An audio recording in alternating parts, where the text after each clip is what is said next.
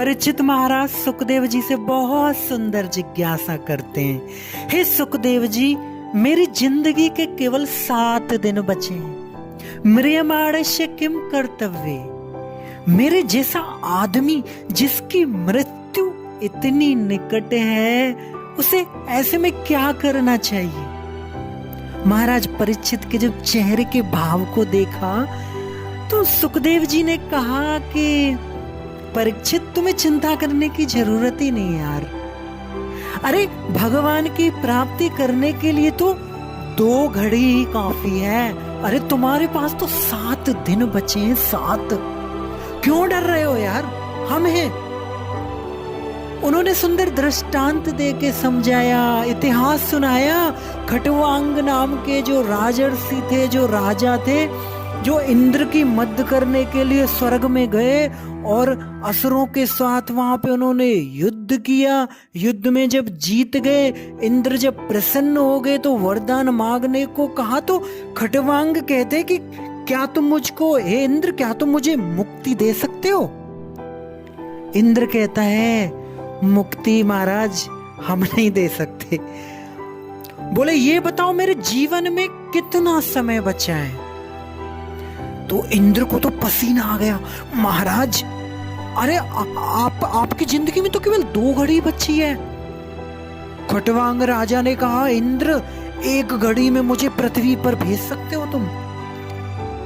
और बोले मुझे, क्योंकि तुरंत जाना है पृथ्वी पे, आप ऐसा करो, मुझे 1 घड़ी में अगर भेज सकते हो तो आप मुझे भेज दो पृथ्वी लोक पे। तो क्या किया, इंद्र ने उनको भेज दिया। 1 घड़ी में वो पृथ्वी पर आ गए और 1 घड़ी में उन्होंने भगवान का स्मरण किया और भगवान के सीधे धाम को प्राप्त हो गए। परीक्षित महाराज को कहते हैं कि देखो, खटवांग ऋषि जो 2 घड़ी में जिन्होंने भगवान को प्राप्त कर लिया, तो तुम्हारे पास तो परीक्षित 7 दिन है। तुम बैठो, मैं तुम्हें 7 दिन भागवत सुनाऊंगा और कथा सुनते सुनते तुम्हारा मन जो है भगवान में लग जाएगा। और मैं गारंटी देता हूं कि जब तुम्हें तक्षक मारने आएगा 7 दिन बाद, अरे उससे पहले ही तुम्हें बैकुंठ की प्राप्ति कर जाओगे। तो मैं तुम्हें भागवत की कथा सुनाऊंगा, भगवान की कथाएं सुनाऊंगा। तो बंधुओं, हम सब की मृत्यु निकट है, पर हमें कोई पता ही नहीं चल रहा है।